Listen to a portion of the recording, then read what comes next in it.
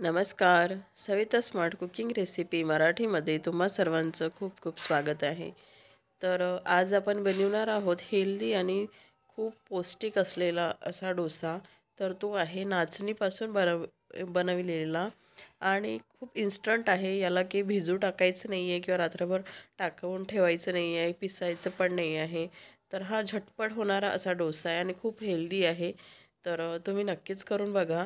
आणि त्याआधी माझ्या चॅनलला अजूनपर्यंत सबस्क्राईब केलेलं नसेल तर प्लीज सबस्क्राईब करा आणि सगळ्यात शेवटी बघून रेसिपी कशी वाटली ते नक्की मला कमेंट्स करून सांगा. चला सुरू करूया मग आपल्या नाचणीपासून बनवलेल्या डोस्याला. त्यासाठी इथे मी नाचणीचं पीठ घेतलेलं आहे. एक कप टाकलेला आहे. त्यानंतर मी इथे अर्धा कप म्हणजेच जवळपास मी 1.5 कप नाचणीचं पीठ घेतलेलं आहे. आता आपण यामध्ये 1-1.5 चम्मच मीठ टाकून घ्यायचं आहे आणि त्यानंतर याचं पातळसर सारण करायचं आहे. पाणी टाकून याला पातळ करून घ्यायचं आहे आणि डोसा बनवण्यासाठी याचं सारण खूप पातळ पाहिजे. घट्ट असले तर डोसा क्रिस्पी बनणार नाही आणि ते चिल्लेसारखे होऊन जाणार. त्यामुळे आपण हे खूप पातळ ठेवायचं आहे.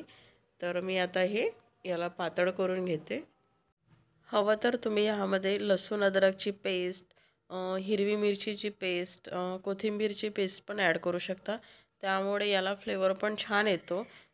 तुम्ही बघू शकता खूप पातळ झालेलं आहे आणि हे सारण असंच पाहिजे. याला 15 मिनटं आपण आता रेस्ट व्हायला ठेवून द्यायचं आहे.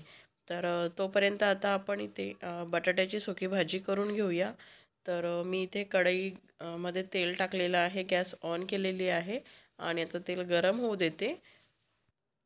तेल आता चांगला गरम झालेला आहे. यामध्ये आता आपण अर्धा चम्मच जिरा, अर्धा चम्मच मोहरी ती तळतळायला लागली की त्यानंतर इथे 4-5 कढीपत्त्याची पानं टाकून घेणार आहोत. ते पण तळतळायला लागले की यामध्ये आता आपण 2 बारीक कट केलेला कांदा टाकून घ्यायचा आहे. तो पण 2 मिनटं छान परतून घ्यायचा आहे. तो परतून झाला की यामध्ये आपण मिरची पण टाकून घ्यायची आहे, म्हणजे हे दोन्ही पण सोबत शिजत राहणार. मी याला 1-2 मिनटं परतून घेते आणि मग मिरची टाकून घेते. मिरची आणि कांद्याला पण छान 2-4 मिनटं छान परतून घ्यायचं आहे. कांदा आणि मिरची इथे झालेली आहे. आता आपण अर्धा चम्मच हळद ॲड करून घ्यायचं आहे. ती पण परतून घ्यायची आहे. आता यामध्ये आपण अर्धा चम्मच आमचूर पावडर ॲड करणार आहोत आणि अर्धा पाऊण चम्मच मीठ ॲड करून घेते आणि हे सर्व साहित्य एकजीव करून घेते. आता बटाटे बॉईल केलेले बटाटे मी ते स्मॅश करून घेतलेले आहे आणि ते यामध्ये टाकून घेते. याला छान ढवळून घेते, मिक्स करून घेते सर्व मसाल्यामध्ये आणि वरून मग 5 मिनटं याला शिजू द्यायचं आणि त्यानंतर कोथिंबीर टाकून हे आपलं बटाट्याची सुकी भाजी तयार होणार.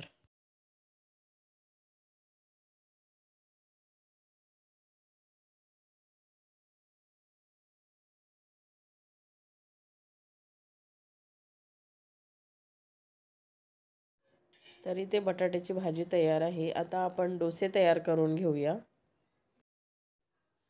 डोसे बनवण्यासाठी इथे मी पॅन घेतलेला आहे. गॅस ऑन करते आणि आता पॅन छान गरम करून घ्यायचं आहे.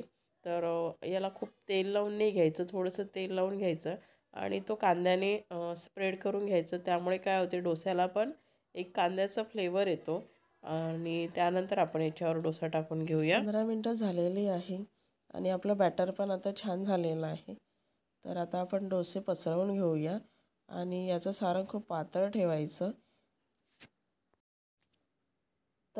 तव्यावर मी आता टाकून घेते आणि हे खूप सोपं आहे. आपण ज्या पद्धतीने पाणी टाकतो तसंच टाकून घ्यायचं आहे. याला पसरवायचं नाही आहे, कारण पातळ असल्यामुळे ते आपोआपच स्प्रेड होऊन जातो. आणि डोसा आधी मीडियम फ्लेमवर शिजवायचा, त्यानंतर क्रिस्पी होण्यासाठी हाय फ्लेम करायची आणि डोसा एकाच बाजूने शिजू द्यायचं आणि म्हणून हाय फ्लेम केल्यामुळे वरच्या बाजूला पण तो शिजत येतो. त्यामुळे काय होतं, तो क्रिस्पी होतो. नाहीतर दोन्ही बाजूनी शेकून घेतलं की तो सॉफ्ट होतो. आणि वरून फक्त थोडंसं तेल लावून घ्यायचं आहे.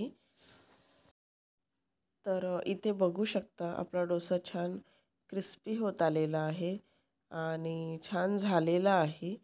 तर आता आपण याला काढून घ्यायचं आहे आणि याप्रमाणेच मी सर्व डोसे तयार करून घेते.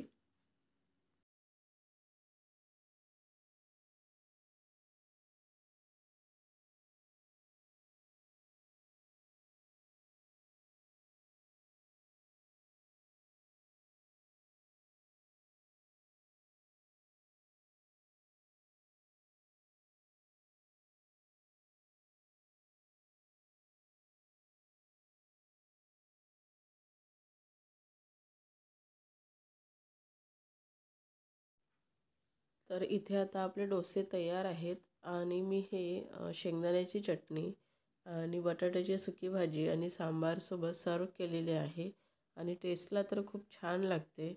तर तुम्ही नक्की करून बघा ही रेसिपी आणि कशी वाटली ते मला नक्की कमेंट्स करून सांगा. आणि अशा छान छान रेसिपीज बघण्यासाठी माझ्या चॅनलवर जर नवीन असाल तर प्लीज सबस्क्राईब करा आणि बेल आयकॉन प्रेस करा आणि लाईक शेअर कमेंट्स करा. Thank you for watching.